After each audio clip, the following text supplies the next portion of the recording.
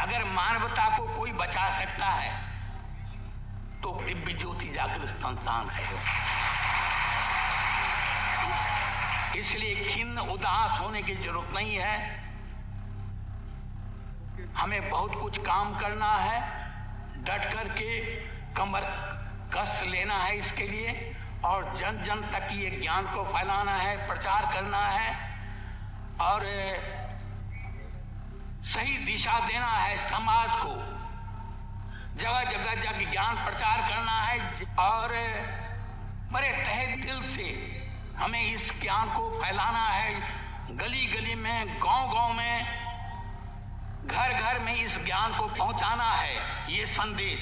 तभी हम एक नए युग में प्रवेश कर सकेंगे, वैसे नहीं।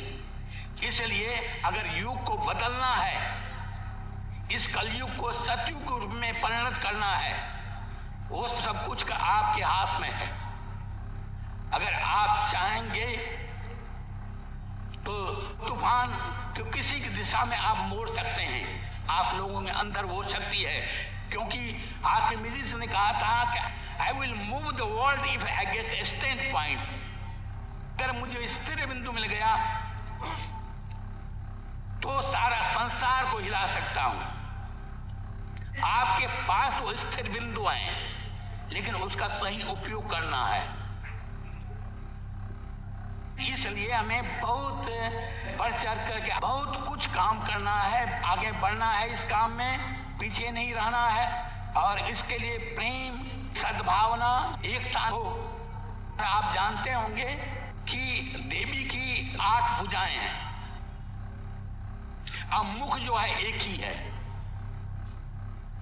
आप जानते हैं कि रावण के 10 सिर थे, लेकिन भुजाएं 2 ही थे। और मुंडे मुंडे मतिर भिन्ना, जितने प्रकार के मुंड हैं उतने प्रकार के बुद्धि अपने मन काम कर रहे हैं। इसलिए वहां पराजय थी। और देवी जो विजय प्राप्त की, क्यों? कि वहां जो भुजाएं अनेक थी, लेकिन एक के इशारे पर सब मिल करके एक साथ एकजुट होकर काम करते थे। वो करना है, आप खुद समझ गए होंगे। आप